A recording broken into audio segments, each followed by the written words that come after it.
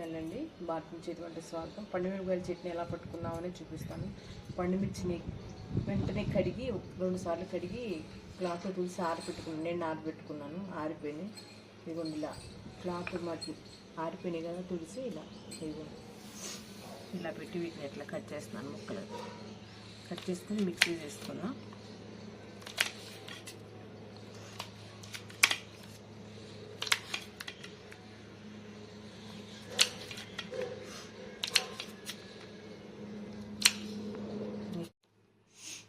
పండుమిరపకాయల కేజీకి 200 గ్రాములు కల్లుప్పండి, 200 గ్రాములు. కొంచెం పసుపు, పెద్ద టేబుల్ స్పూన్ 2 స్పూన్లను పడుతుంది. మీరు కొంచెం కొంచెం ముక్కలు వేసుకుంటా ఇట్లా. ఇది 2 వాయిలు పడితే 2 వాయిలు, 3 వాయిలు పడితే 3 వాయిలు, మీ జారును బట్టి మీరు వేసుకునే దాన్ని బట్టి. ఇది 3 వాయిలు వేస్తున్నాను. ఉప్పు కూడా 3 సార్లు వేసుకోవాలి, కొంచెం కొంచెంగా. పసుపు కూడా అట్లా 3 స్పూన్లుగా అలా వేసి మిక్సీలో మిక్స్ చేసుకున్నాను. అట్లా ఇలా అయిపోయిందండి. డబ్బాలకు వేసుకుందాం. 5 days అవ్వాలండి. అప్పుడు చట్నీ దీన్ని రుబ్బుకోవాలి, చూపిస్తాను మీకు ప్రాసెస్ అంతా.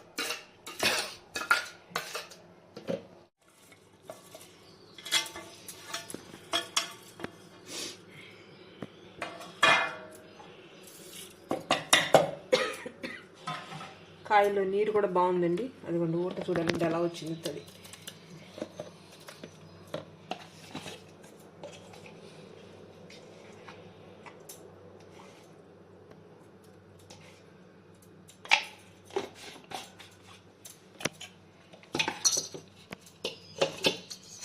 ఇదిగోండి వారం రోజులు అవుతుంది దీన్ని మిక్స్ చేసి పెట్టాను. ఇట్లా అట్లా ఉంది.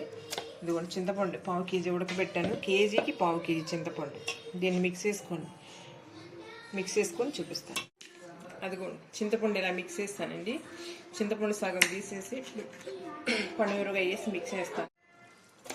కొంచెం ఉంచుకోండి. ఎలా అంటే ఒకవేళ మిరపకాయల కారం తగ్గింది అనుకోండి, పులుపు ఎక్కువ అవుతుంది. తర్వాత లేదా మీరు కలుపుకుందరు కానీ సాలిపోతే కొంచెం పులుసు ప్రక్కన పెట్టుకోండి. ఒక 50 గ్రాముల పులుసుకి ప్రక్కన పెట్టుకొని తర్వాత కలుపుకుందరు. కానీ ఇప్పుడు పండుమిరపకాయ వేస్తాను. ఇది సగం చింతపండు అందులో ఉందండి.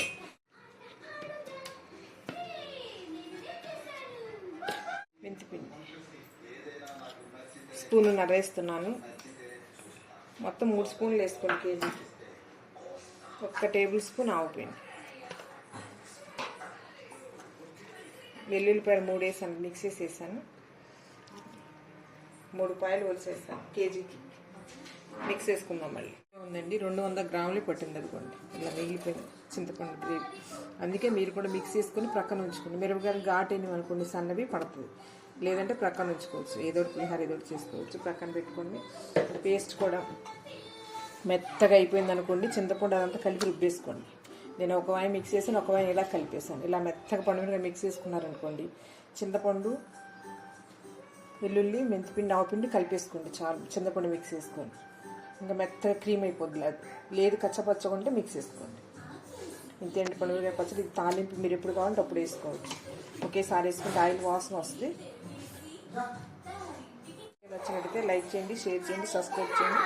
Thank you.